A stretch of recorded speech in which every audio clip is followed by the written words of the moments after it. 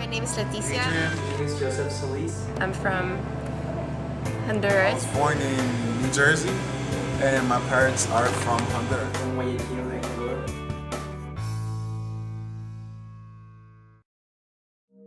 How to describe a Latin person? That's a question that many students could ask while walking around a campus like UNO.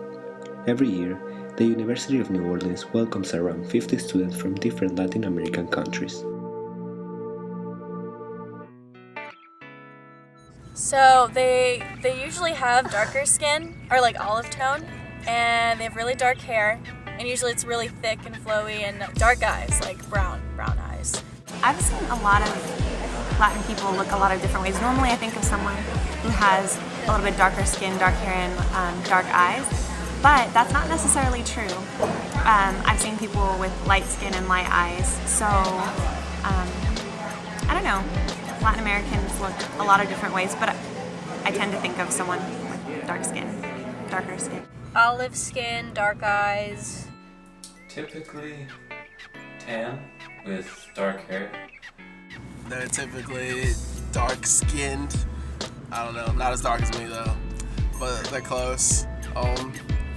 Most females are really good looking, and then I don't really know too much about males, but I don't know, dark skin, dark hair, that's typically.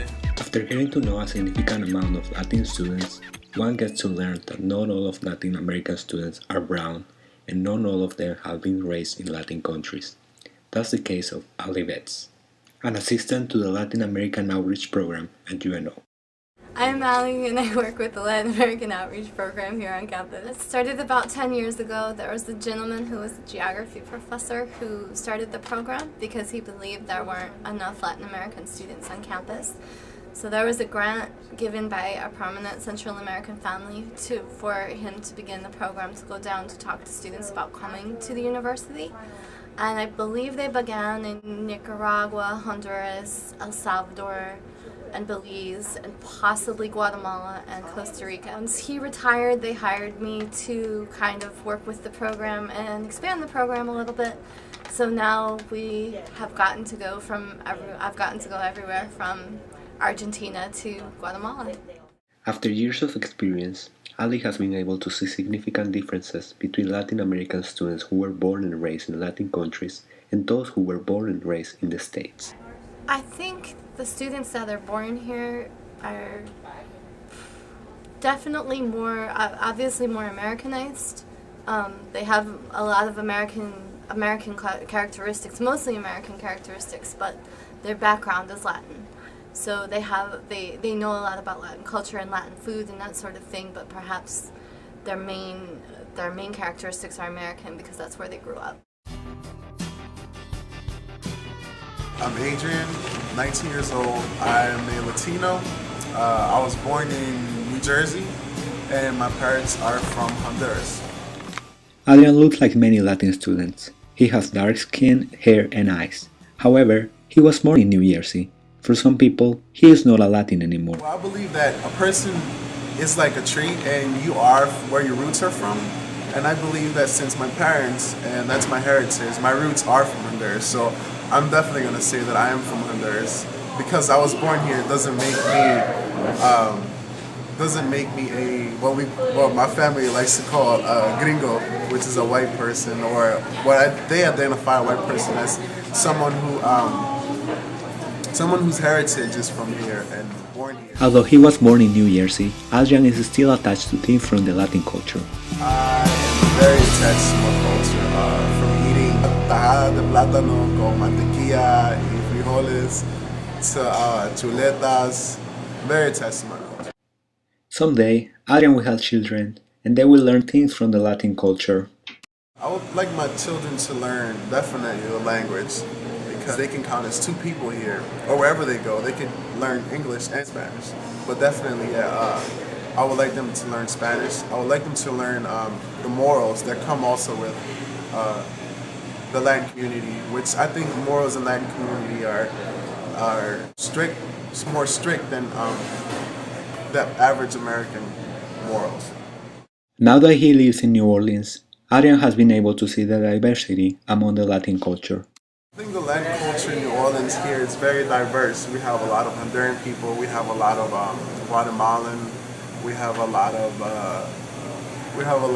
El Salvadorian, and it's pretty much like I wouldn't say like a melting pot, but a salad bowl, which all the Latin community represents something different in the salad. There will be like the croutons would be a certain Spanish community, and then the tomatoes might be another Latin community. So it's not a melting pot where everyone just comes together and have a melting of all the heritages, and some beliefs or morals can get lost in the melting pot. In the salad bowl, each one individually, you can see them.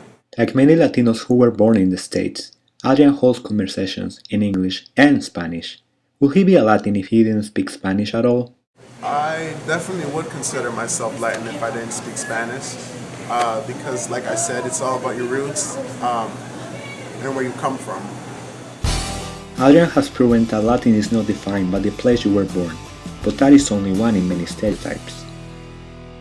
I think people here have a stereotype that a Latin person is someone who's dark skinned with brown hair and brown eyes, but I've seen people who have blonde hair and blue eyes who have German ancestry who have moved down there, and they still speak Spanish and they still consider themselves to be Latin. There are people who are white.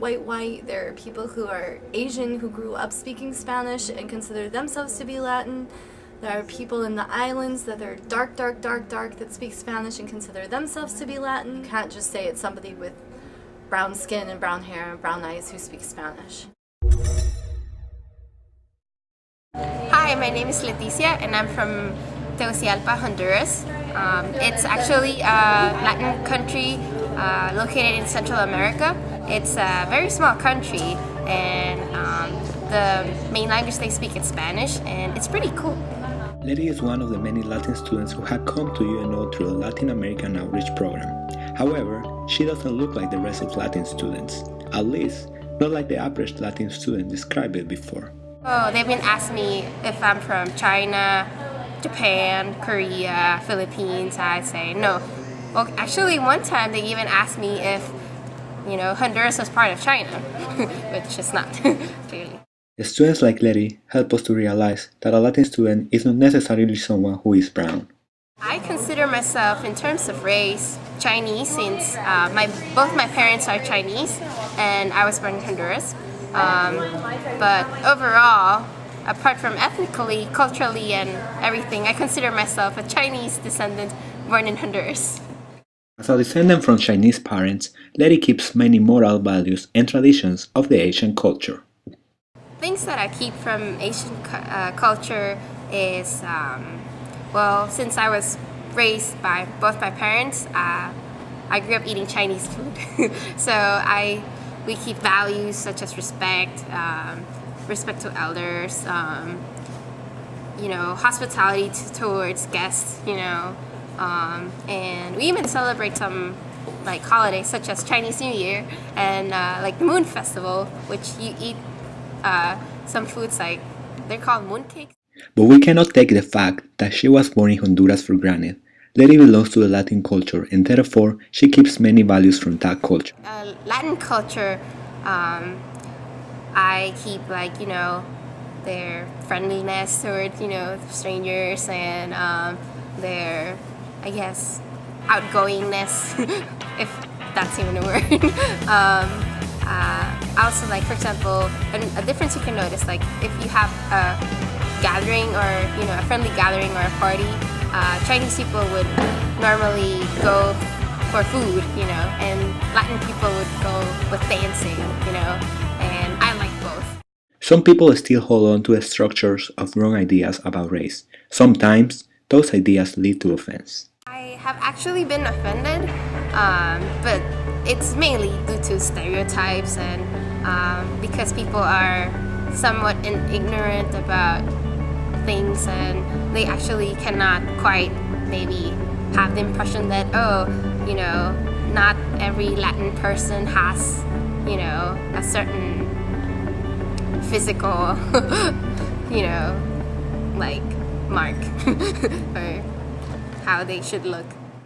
Like Letty, many Latin students who come to UNO every semester have to deal with the stress of getting good grades plus the stress of getting used to a new culture. They have a different idea of, I don't know, maybe dedication to their studies in a sense, because their parents obviously sent them up here and it's a long ways away for them to come. So they know that if they perform well here, their parents are going to pull them back out.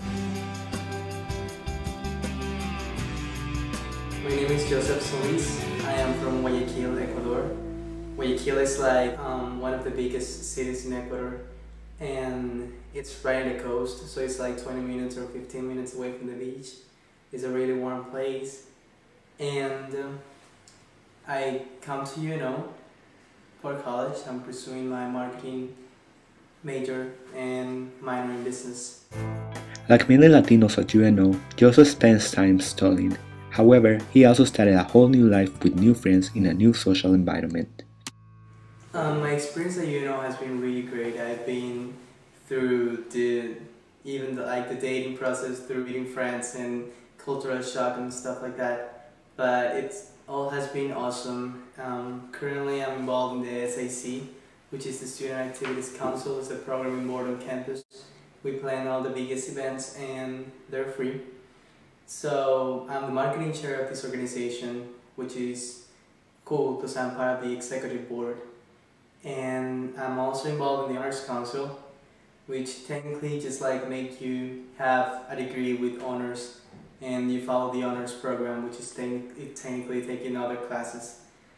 And I'm in the leadership cabinet, which is a group of students that plan activities to improve and develop leadership in students at the UNO. We plan a leadership retreat, we plan Extreme Leadership Day, and it's been a really fun experience.